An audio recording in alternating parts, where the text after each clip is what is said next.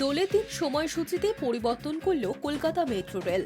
ওই দিন blue line কবি সুভাষ থেকে দক্ষিণেশ্বর, গ্রিন লাইন 1 শিয়ালদা থেকে সেক্টর 5 এবং গ্রিন লাইন 2 হাওড়া ময়দান থেকে এসপ্ল্যানেড মেট্রো পরিষেবা পাওয়া যাবে।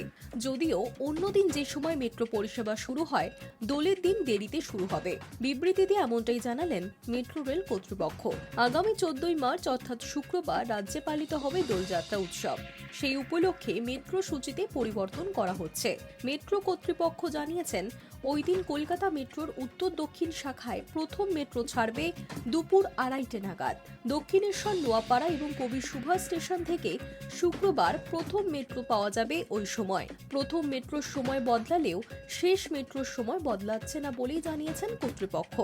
দোলের পরের দিন অর্থাৎ হোলির দিনের মেট্রো পরিষেবায় কোনো বদল হবে কিনা তা নিয়ে এখনো তারা কিছু জানাননি। সূত্রের খবর, ওই দিন পরিষেবার সূচি বদলের সম্ভাবনা কম। দোলের দিন ব্লু লাইনে আপ ডাউন মিলিয়ে মোট 60টি পরিষেবা পাওয়া যাবে।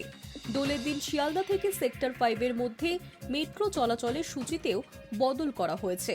ওই দিন সেক্টর 5 এবং শিয়ালদা থেকে প্রথম মেট্রো ছাড়বে দুপুর 3টের সময়। অন্যদিকে এসপ্ল্যানেড এবং হাওড়া ময়দানের মধ্যেও মেট্রো চলাচল শুরু হবে দুপুর থেকেই। গ্রিন লাইন 1 এবং গ্রিন লাইন 2-তে শেষ মেট্রো সূচিতেও পরিবর্তন করা হয়েছে। মেট্রো রেল জানিয়েছে, ওই দিন সেক্টর 5 এবং শিয়ালদা থেকে রাত 8টায় শেষ মেট্রো ছাড়বে। এসপ্ল্যানেড এবং হাওড়া ময়দান থেকেও শেষ মেট্রো ছাড়বে ওই সময়ই। আগামী শুক্রবার শিয়ালদা এবং সেক্টর 5 এর মধ্যে আপ এবং ডাউন মিলিয়ে মোট 22টি পরিষেবা চলবে। দুই পরিষেবার মধ্যে ব্যবধান আধ ঘন্টার।